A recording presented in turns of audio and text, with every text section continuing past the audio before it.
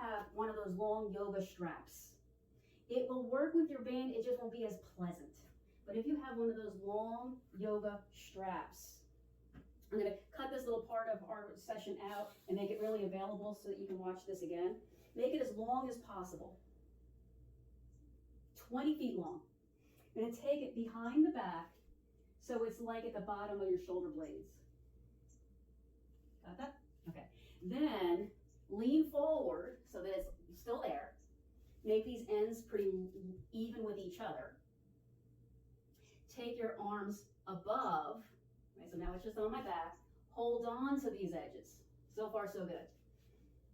Take one strap, flip it over its shoulder, but then let it hang under the other arm.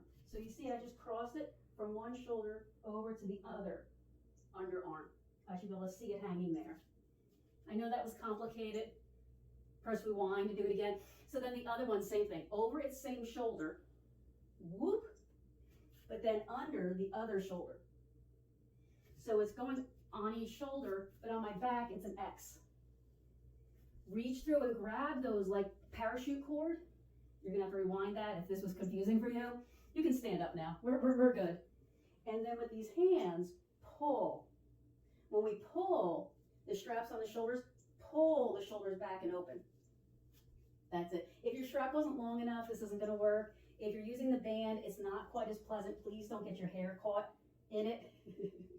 But a yoga strap, and they actually sell this already made like this. You don't have to recreate this every time.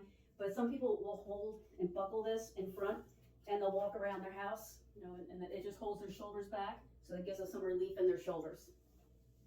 And then we'll take that off.